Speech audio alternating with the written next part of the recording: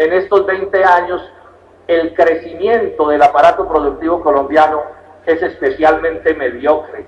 Colombia ha crecido por debajo de los promedios históricos. Tenemos en estos 20 años peores crecimientos que los obtenidos en las décadas posteriores a 1950.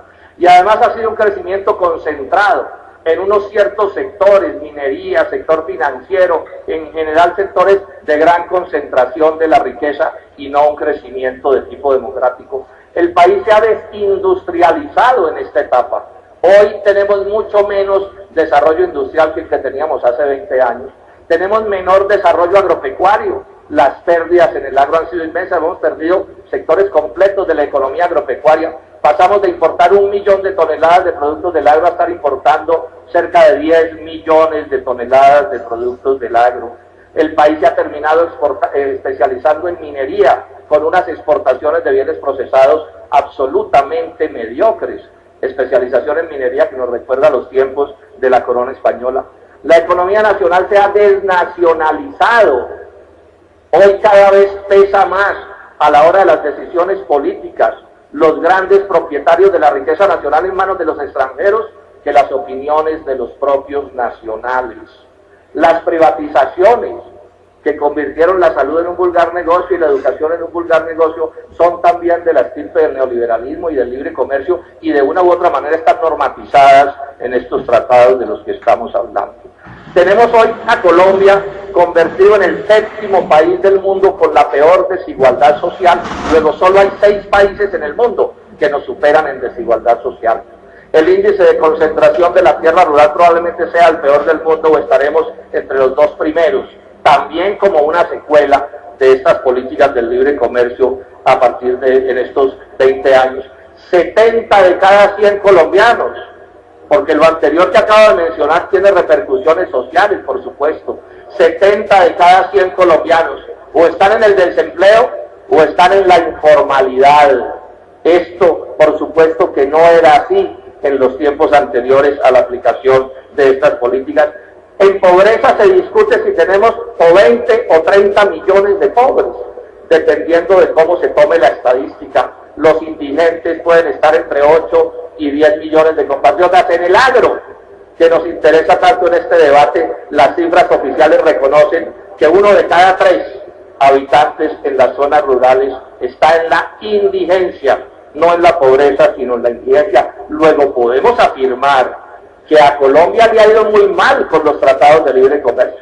Es probable que aquí los ministros ahora nos muestren cuadros de cómo les ha ido a otros países con estos asuntos del libre comercio, porque por supuesto no pueden mostrar estadísticas nacionales, y yo en gracia de discusión puedo aceptarles que de pronto a algún país no le haya ido tan mal como a Colombia, pero lo que señalo es que a Colombia no le ha ido bien, y que una de las cosas perniciosas de estas políticas que nos imponen desde el extranjero es imponernos el mismo tipo de medidas a países que son tan desemejantes como nosotros, como Haití, como Brasil, para poner ejemplos entre los países a los que les quieren imponer estas políticas.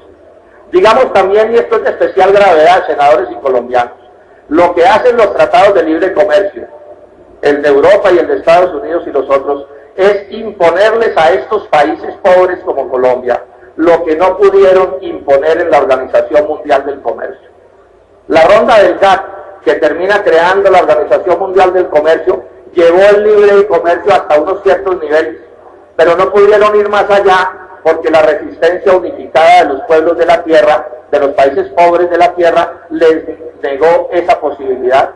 Entonces, ¿qué es lo que hacen con los tratados de libre comercio? Lograr acuerdos que los especialistas llaman OMC+, es decir, OMC+, porque ese más no lo lograron Estados Unidos y Europa en los acuerdos de la Organización Mundial del Comercio, y entonces nos cogen a país por país y, como se dice coloquialmente, nos van fritando con relaciones económicas internacionales peores.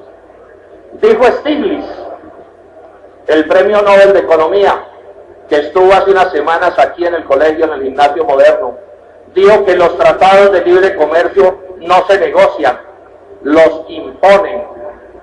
Dijo Stiglitz, Premio Nobel de Economía, los tratados de libre comercio no se negocian, los imponen, y esa es una realidad que algunos hemos venido advirtiendo desde hace más de un lustro. ¿En qué consisten los tratados de libre comercio?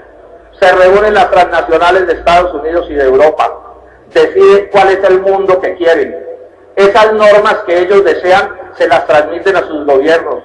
Esos gobiernos las redactan en forma de tratado, es decir, en forma de contrato internacional, y esos contratos salen y los imponen en todas partes, en medio de unas especies de pantomimas, en donde pareciera que en estos países se negocia en serio, cuando todo está establecido de antemano y la negociación se limita a unos asuntos de menor cuantía que normalmente tienen que ver con los periodos de desgravación o algún producto que se excluye o cosas absolutamente menores, porque todo lo demás, repito, está impuesto de antemano. Por eso es que quienes hemos advertido, como advertí yo en el caso del Tratado de Libre Comercio con la Unión Europea, en la Comisión Quinta lo que iba a pasar pues fue lo que terminó pasando.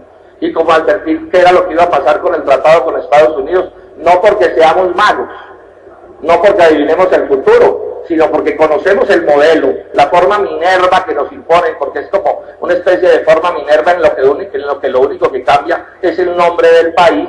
Entonces uno sabe de antemano qué es lo que va a terminar sucediendo. Recuerden los miembros de la Comisión Quinta, y ahora me voy a detener sobre eso, que en banano no iba a haber libre comercio, lo dije hace un año, que en azúcar no iba a haber libre comercio, lo dije hace un año, porque no le convenía a los intereses europeos que eso se diera así. Y advertí hace un año la masacre lechera que se avecina, porque es obvio que quien entiende la lógica de estos asuntos sabe básicamente qué es lo que va a suceder.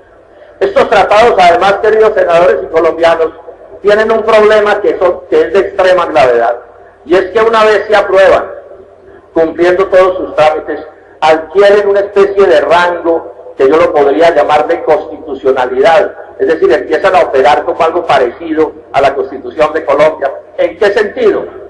Que en Colombia, ni en sus leyes, ni en sus ordenanzas, ni en nada, ningún tipo de norma, resolución o decreto, podrá hacer nada que contradiga el texto del tratado.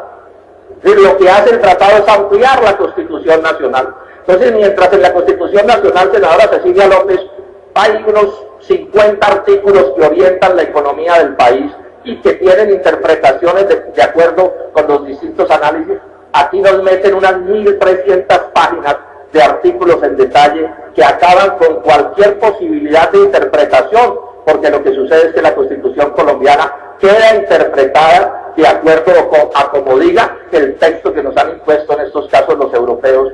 Y si mañana se aprobara en Colombia un artículo constitucional distinto a lo que dice el texto del TLC, o se habría que echar hacia atrás el texto, el artículo constitucional, o habría que pedir la denuncia del TLC porque no pueden sobrevivir. En este sentido, mis queridos ganaderos, no se deben echar cuentos.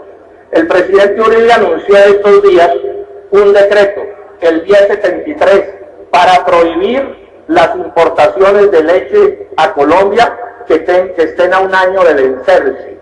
Pues bien, ese decreto es contrario al texto del tratado, ustedes lo saben, ministros.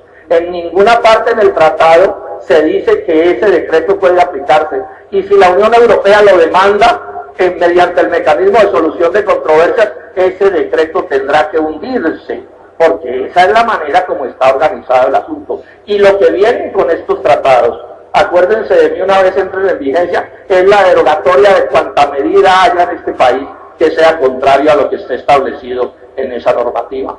Este tratado además comete un crimen contra el progreso de Colombia.